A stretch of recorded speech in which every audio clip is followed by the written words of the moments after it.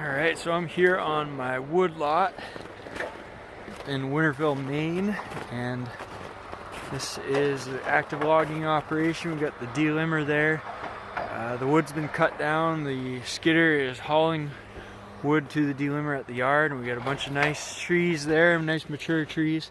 This is one of the trails where it's been harvested, and I was really adamant that we did a nice harvest here where we open things up and leave a lot of wood and look forward to future growth.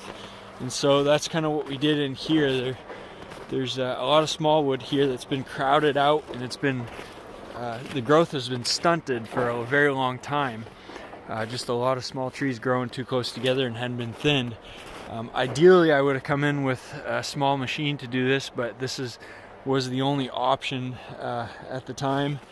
And so we had a big machine, and of course big skidder to haul the wood out, but we're doing it with frozen ground, and that big feller buncher has left a lot of wood. Even though he cuts a pretty big trail to get through, he leaves a lot of trees that'll grow in and fill in that open area. So yeah, once this stuff gets hauled out of here, we're gonna have an open trail. You see on both sides of the trail, we've got spruce and fir and aspen and birch, a little bit of tamarack back there, and we got just a wide variety of tree species that are going to be growing better. And what I like to do is in the future, I'm going to come through here probably with my tractor and a chainsaw, and I'm going to try to use these access trails to come in and do some additional thinning in between the trails. And so again, where we have all of these trees that are crowded pretty close together, select the better trees and thin around them, and cut the stuff out that's crooked or scarred or rotting, and stuff like that spruce right there, that will stay, and that spruce will probably be here for another 20 years. And eventually we'll harvest it as a nice big mature tree before it starts to rot, ideally. And so we'll be left with we'll continuously have a nice good standing stock of timber. In these open areas, we're gonna have regeneration. Got a bunch of cedar out back that we've opened up and left a bunch of trees for seed, so that should regenerate young cedar. Here we'll have a combination. These are actually cedars here. And an aspen. We'll have a combination probably of fir and maybe some spruce where there's enough shade, some cedar potentially coming in, and some more aspen. A lot of aspen in these trails. So we're going to have new generation of trees coming up in these trails, and this kind of mid-generation here of spruce and fir that are going to be mature and harvestable probably in 10-15 years.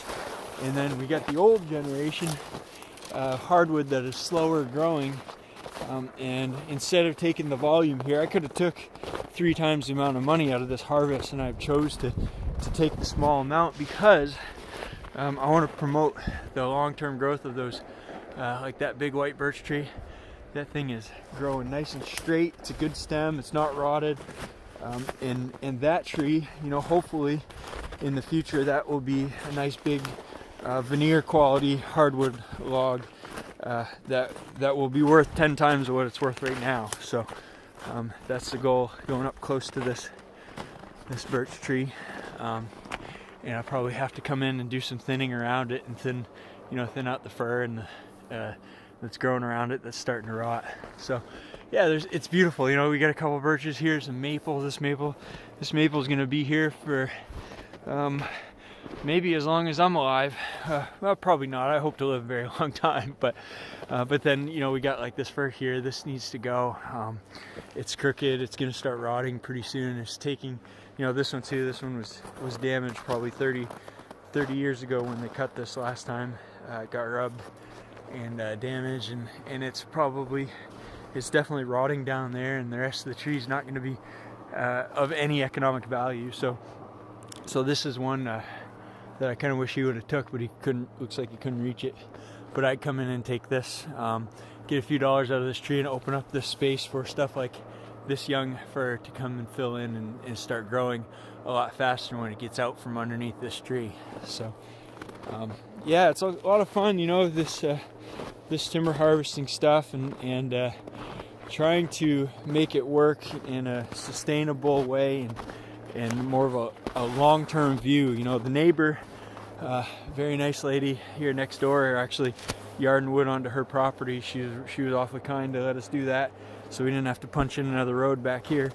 But you know, she's not really into long-term management. And, you know, I can't blame her. She's probably nearly 80 years old, and she's having that lot cut next door, and they're going to cut it hard. They're going to cut pretty much everything that's of value there, and it's going to be another 50 years before it looks like this. So that's the conventional method of timber harvest. This is kind of my alternative method. And look at the stuff we left here.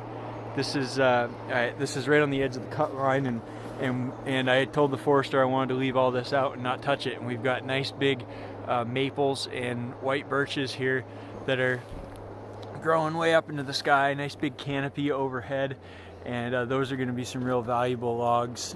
They also are real aesthetically pleasing. It's just pretty awesome to have that in the summertime. Those will have a nice canopy overhead, and it'll be a nice open shaded area down underneath. It's just pretty cool. There is my trail that goes all the way to the front of my property. That's about a couple thousand feet back to the road in that direction, and this is the stuff that has not been harvested. So I'm gonna come in and harvest this myself with my little tractor and logging winch and a little forestry winch and a chainsaw, and it's a lot more work, but I do get much larger percentage of the actual stumpage. So you know, I'll get at least twice as much, maybe 3 times as much as I get from hiring these guys to harvest it. And then I'll be able to do it my way, and you know, I can pick apart and have extremely low disturbance on the ground, and to most of the standing trees that we want to keep. So anyway, Skitter's coming back through to grab another twitch. They're gonna keep working here, and I'm gonna keep walking through and looking at it. What I love most about this stuff is, you know, it's always a little decision here and a decision there on what you're going to do with this tree and that tree, and every decision is kind of like a little challenge. If I cut this tree, what are the surrounding trees going to do? If I leave that one, when do I come back, and what's it going to look like in 10 years or whenever?